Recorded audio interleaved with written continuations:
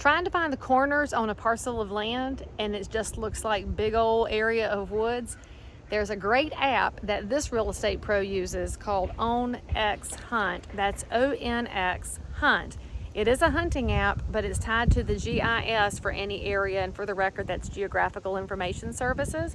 What you should know is that when you're out here walking land with clients, you don't want to trespass on the neighbor's property, and it's good for them to know exactly what they're looking to buy. So you open that app up and you can start walking out through the woods, and you can follow your path with the GPS, know where the corners are approximately, because of course it's not a survey device, and you definitely, when you buy a piece of land, you want a professional surveyor so that you can have a good idea of where you buy property. Now, in addition to having a good app like this, it's really important to understand a little bit about how North Carolina works with land. We are one of the original 13 colonies, and so for you history buffs out there, you're thinking, Leigh Brown, why are you telling me that?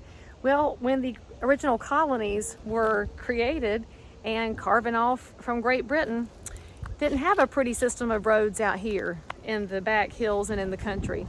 And so our system for knowing where parcels lie is known as meets and bounds. Now, if you are from somewhere out west, you have a grid system. Here in the original colonies, we have meets and bounds. And what that means is on the original deed, it might say that this parcel goes from that tree right yonder to the creek over there, and then there's a big rock. Now, we can think over time, you can look at the title work, you can look at the parallels to figure out exactly where it sits, but it is fantastic to look at old deeds and see that that's how our properties were done. Now, when we come out here to this parcel today, I'm not going by meets and bounds. I'm going to use my app because technology can be your friend. But when my clients move forward on this, we're going to get a full survey by a professional land surveyor so they know what they get.